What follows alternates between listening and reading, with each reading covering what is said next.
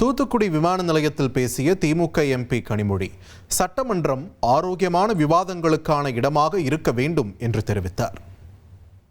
சட்டமன்றத்தில் ஒரு ஆரோக்கியமான விவாதங்களுக்கான ஒரு இடமாக அது இருக்க வேண்டும்.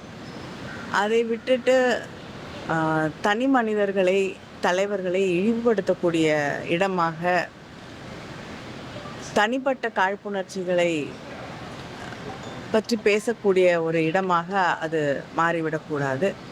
எல்லாருக்குமே மரியாதை கொடுக்கக்கூடிய இடமாக, வெற்றி தோல்விகள் அப்படிங்கிறது எல்லாருடைய வாழ்க்கையிலும் சகஜமான ஒன்று.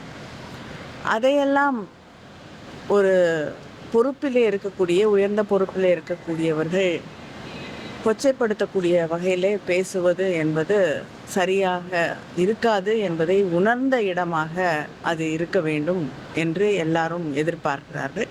அந்த எதிர்பார்ப்பு விரைவிலே அடுத்த சட்டமன்ற கூட்டத்தொடரில் இருந்தாவது நிறைவேற வேண்டும். 1,31,00,000 மனங்களை வென்ற தந்தை டிவி யூடியூப் சேனல்.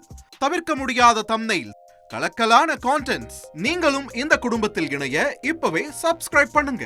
அசுரபலம் கொண்ட எங்கள் டிஜிட்டல் கரங்களில் உங்கள் விளம்பரங்களை சேர்க்க வாட்ஸ்அப் பண்ணுங்க. 893988883778. Email advttv@dttv.in.